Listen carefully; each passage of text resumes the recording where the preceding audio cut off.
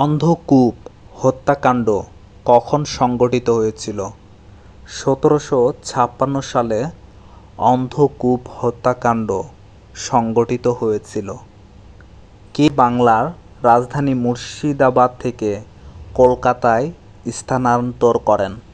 Warren Hastings বাংলার রাজধানী মুর্শিদাবাদ থেকে কলকাতায় স্থানান্তর করেন। কলকাতা নগরী প্রতিষ্ঠিত হয় কোন সালে? ১৬৯০ সালে কলকাতা নগরী প্রতিষ্ঠিত হয়। বর্গী নামে কারা পরিচিত ছিল?